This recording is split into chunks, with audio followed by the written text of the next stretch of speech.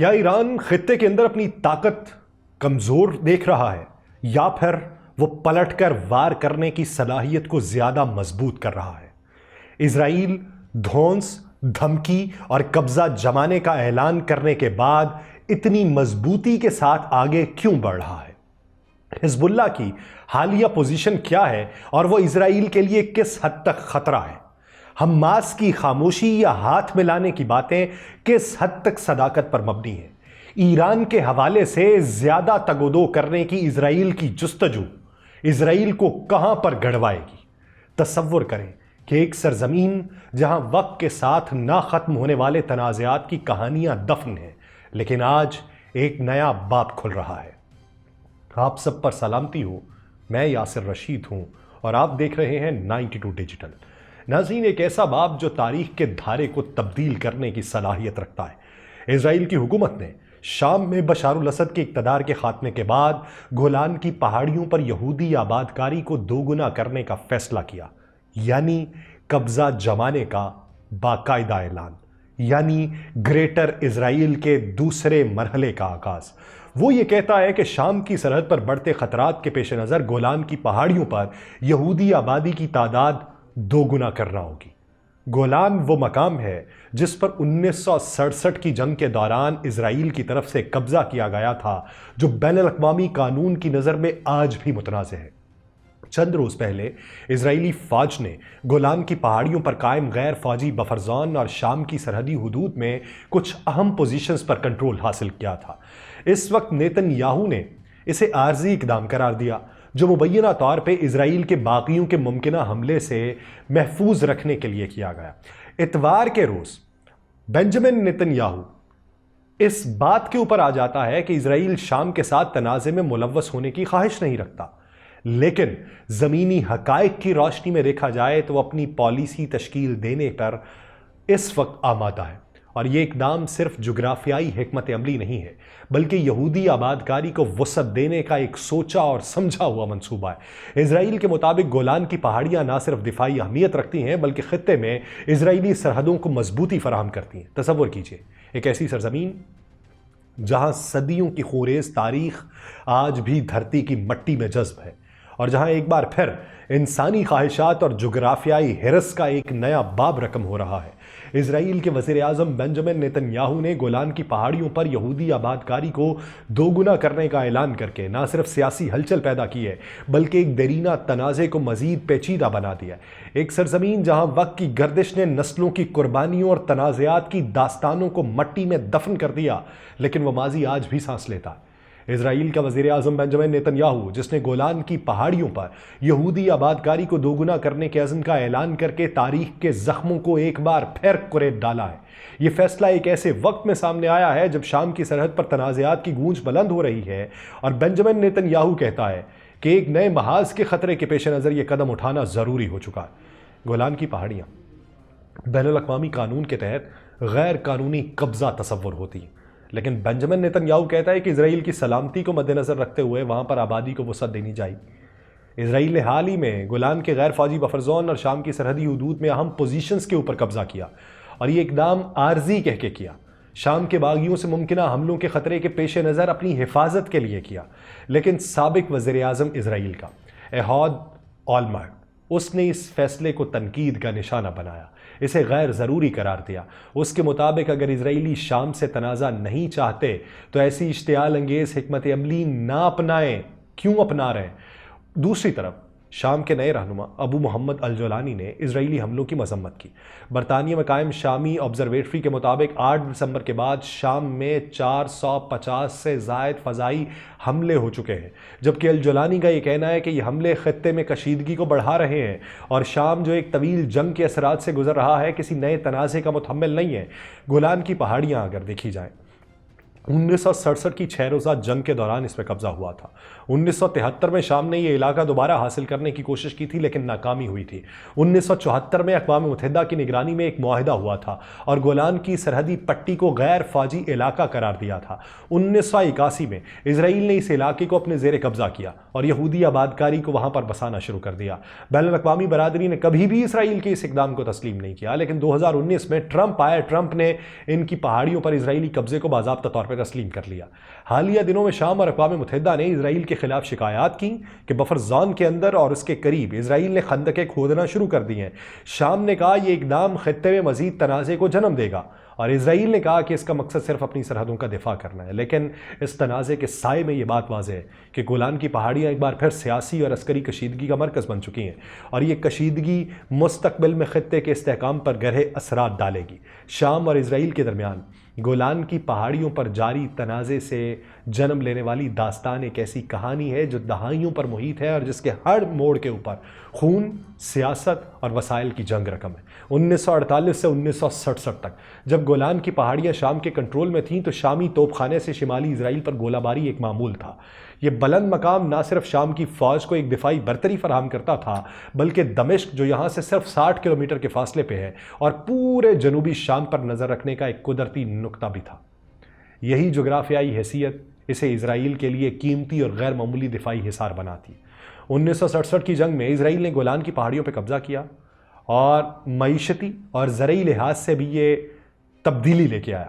اس خطے سے بہنے والا پانی دریائے اردن میں شامل ہوتا ہے جو اسرائیل کے زرخیز کھیتوں اور باغات کو سیراب کرتا ہے۔ یہ خطہ نہ صرف پانی کا ایک اہم ذریعہ ہے بلکہ مویشیوں کی چراگاہ کے لیے بھی موزوں ہے۔ اسرائیل کے عوام کی قیادت کے لیے گولان کی پہاڑیاں جو ہیں ناقابل واپسی حیثیت اختیار کر چکی ہیں، اور جنگ بندی کے معاہدے، غیر فوجی بفر زون قائم کرنے کی باتیں، اقوام متحدہ کی فورسز کے سپرد کر دینا، یک طرفہ طور پہ اس کے اوپر زیر انتظام اس کو کر لینا، اور آج گولان کی پہاڑیاں تقریباً 30 اسرائیلی بستیوں کا اس وقت مسکن بن چکی ہیں، جن میں 20,000 یہودی آباد کار رہتے ہیں اور ان کے ساتھ 20,000 شامی باشندے بھی رہتے ہیں، جن میں سے اکثر کا تعلق دروز فرقے سے ہے۔ یہ بستیوں اور اسرائیلی قبضہ جو ہے بین الاقوامی قانون کے مطابق غیر قانونی ہے، لیکن اسرائیل اختلاف کرتا رہا۔ شام نے ہمیشہ سے گولان کی پہاڑیوں کو اپنی سرزمین قرار دیا اور ہر امن معاہدے میں یہ مطالبہ کیا کہ اسرائیل 1967 سے پہلے کی سرحدوں پر واپس چلا جائے، لیکن اسرائیل کے لیے یہ خطہ ان کے لیے اب ایک سونے کی چڑیا بن چکا ہے، اور بنجمن نیتن یاہو جو اپنی موجودگی کو مزید مستحکم کرنے کا اعلان کر چکا ہے، وہ ایک ایسے لاوے کو ہوا دے رہا ہے جو لاوا ہو سکتا ہے کہ اس کے اپنے ملک کو لپیٹ پہ لے لے۔ مصر کی وزارت خارجہ نے اسرائیلی اقدامات کو 1974 کے معاہدے کی خلاف ورزی بھی قرار دیا۔ اگر سیاسی پنڈتوں کی رائے لی جائے تو وہ یہ کہتے ہیں کہ اسرائیل کا یہ اقدام نہ صرف خطے میں کشیدگی بڑھائے گا بلکہ شام کے ساتھ مستقبل میں امن معاہدوں کے امکانات کو بھی دھندلا دے گا۔ شام کی داخلی صورتحال اور وہاں کے باغی گروہوں کی سرگرمیاں اسرائیل کے لیے ایک چیلنج ہے، لیکن اس کے ساتھ ساتھ گولان پر اسرائیلی قبضہ خطے کی سیاست میں ایک مستقل رکاوٹ ہے۔ یعنی یہ تنازع اس بات کی یاد دہانی کراتا ہے کہ قدرتی وسائل، دفاعی حکمت عملی، سیاسی برتری کے لیے جاری جنگوں میں زمین محض ایک جغرافیائی خطہ نہیں ہوتی بلکہ طاقت اور بقا کی علامت بن جاتی ہے۔ گولان کی پہاڑیاں بھی اسی داستان کا ایک حصہ ہیں جہاں وقت کے ساتھ بدلتے حالات نے ان تنازعات کو مزید پیچیدہ کر دیا۔ اب اس کے اندر امریکہ کے کردار کو دیکھتے ہیں۔ ایک دن پہلے خبر آتی ہے کہ امریکی وزیر خارجہ شام کے باغی گروپ کے ساتھ رابطہ کرتے ہیں۔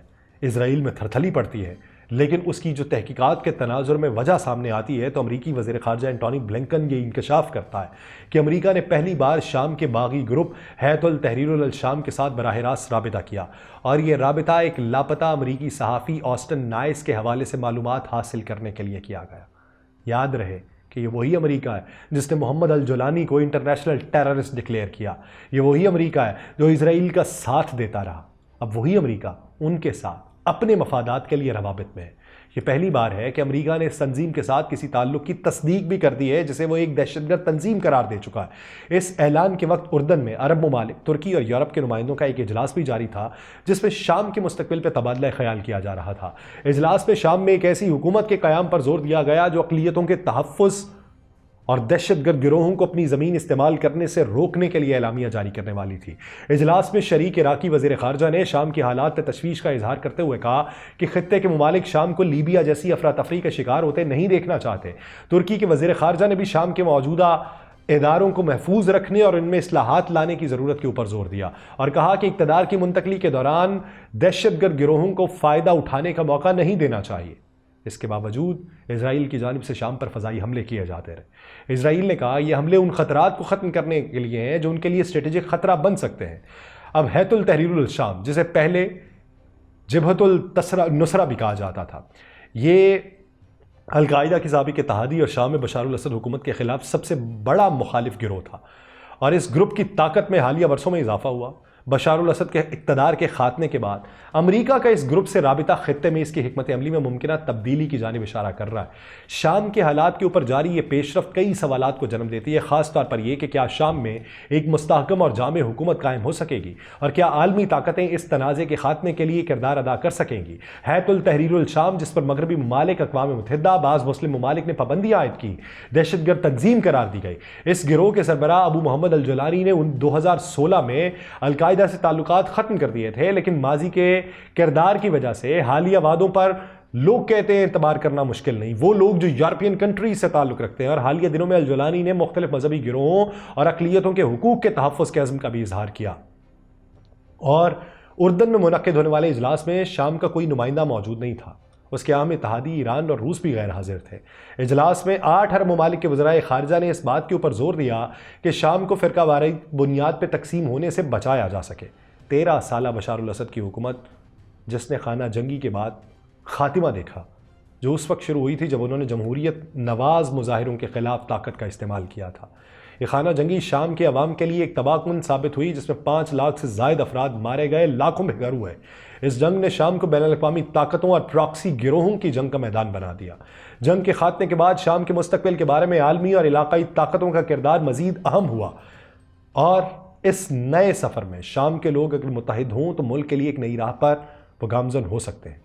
لیکن شام کے دارالحکومت دمشق میں ایرانی سفارت خانے کا منظر اگر دیکھیں تو وہ شام کے ایران کے ساتھ تعلقات کے بارے میں ایک تصویر پیش کرتا ہے۔ لیکن ایران کیا اس سے کمزور ہوگا، یا ایران اب کے اگر اسرائیل کے حملے ہو رہے ہیں اور اس میں وہ ان کو ہی سپورٹ کر دیتا ہے جو اس وقت برسر اقتدار ہے، تو پھر کیا گیم تبدیل نہیں ہو جائے گی؟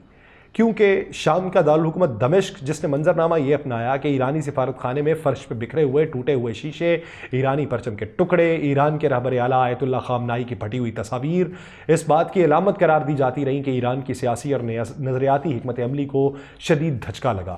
سفارت خانے کے باہر لبنان کے حزب اللہ کے سابق رہنما حسن نصر اللہ کی بھی تصویر تھی، جنہیں چند ماہ پہلے بیروت پر ایک اسرائیلی حملے میں شہید کر دیا گیا تھا۔ یہ تصاویر ایرانی اتحادیوں کی کمزور ہوتی ہوئی گرفت کی علامت قرار دی جا رہی ہیں۔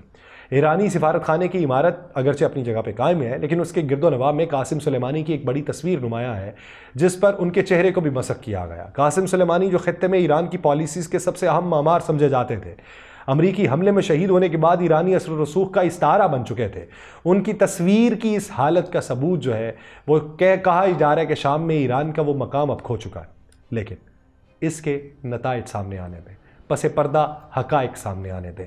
اس وقت وہ قوتیں بھی وہاں پر کار فرما ہیں جو قوتیں یہ چاہتی ہیں کہ ایران اور شام کے درمیان اس وقت خلیج کو مزید بڑھایا جائے، جس کا اسرائیل فائدہ اٹھائے۔ شام میں بشار الاسد کے اقتدار سے بے دخل ہونے کے بعد ایران کے لیے مسلسل نقصانات کی یہ مناظر کہا جا رہا ہے کہ کہانی سنا رہے ہیں، اور یہ خبریں کون لگا رہا ہے؟ یہ زیادہ تر اسرائیلی میڈیا لگا رہا ہے کہ ایران کے رہبر اعلیٰ آیت اللہ خامنائی اپنے خطاب میں یہ کہتے ہیں کہ جتنا بھی دباؤ بڑھایا جائے گا، مزاحمت ختم نہیں کریں گے بلکہ مضبوط ہوتی جائے گی۔ لیکن حالیہ واقعات، بالخصوص 7 اکتوبر 2023 کے حماس کے اسرائیل پر حملے کے بعد خطے میں حالات جو ہیں وہ ایران کے لیے تبدیل ہو چکے ہیں۔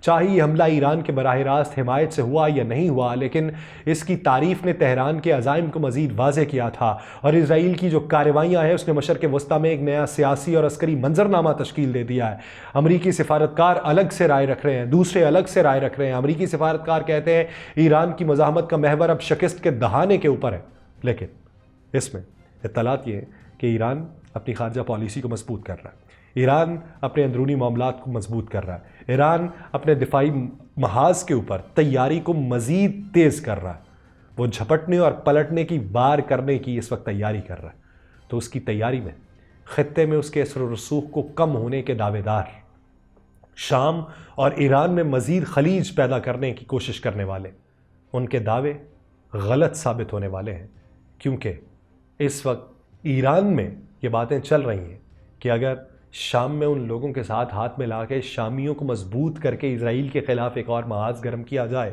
تو اس میں کوئی قباحت نہیں ہے، کیونکہ ماضی کے دہشت گرد حال کے فاتح، اور حال کا فاتح چاہے کب دہشت گرد یا غدار ڈکلیئر ہو جائے کسے معلوم ہے. مجھے دیجیے اجازت. اللہ نگہبان.